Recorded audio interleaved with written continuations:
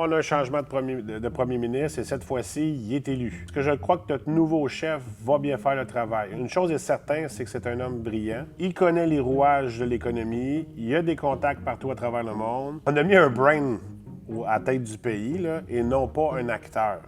Maintenant, est-ce que ce qui a été dit va être fait?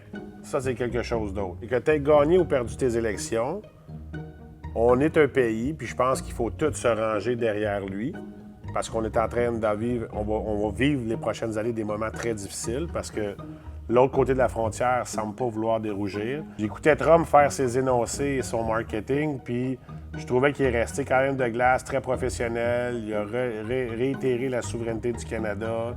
C'est pas évident, tu sais, parce que Trump, il rabroue n'importe qui un avant de l'autre. Puis je trouve qu'il était assez intelligent pour pas rentrer dans la game à M. Trump. En espérant que des promesses qu'ils ont faites, comme pas toucher à l'augmentation du gain en capital, l'abolition de la taxe carbone, qui semble avoir été fait, vont rester sur la tablette, puis ça ne sera pas remis de l'avant dans plusieurs années lorsqu'il va nous dire qu'il n'y a plus d'argent.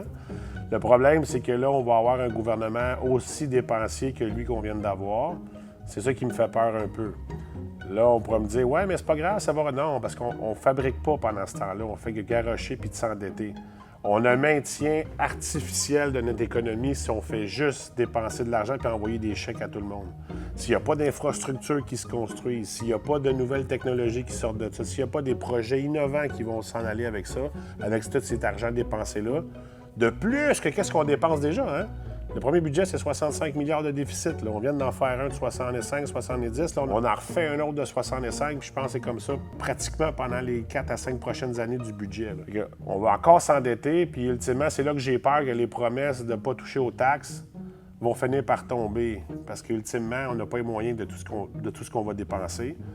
Puis s'il n'y a aucun projet qui génère des sous pour l'État, bien ultimement, on finance ça comment encore? Encore une fois, on va aller piger dans l'argent des citoyens, dans les impôts pour les citoyens. Il y a une partie de l'impôt qui est importante, il y a un rééquilibrage des richesses. On s'était construit dans les 40 dernières années une super de belle classe moyenne. Mais toutes les dernières décisions des gouvernements, où ce qui dit souvent, on s'attaque aux riches, et on va imposer. C'est pas vraiment aux riches, super riches, auxquels que vous avez en tête. Je fais le souhait qu'il y ait l'intérêt de la population à cœur dans les prochaines décisions qui s'en viennent, puis qu'ils soient axés sur l'avenir et non pas sur un prochain mandat. De mettre le Canada sur des rails pour avancer puis devenir un des pays les plus riches au monde pour qu'on soit capable de se financer ça, tous ces beaux services sociaux-là.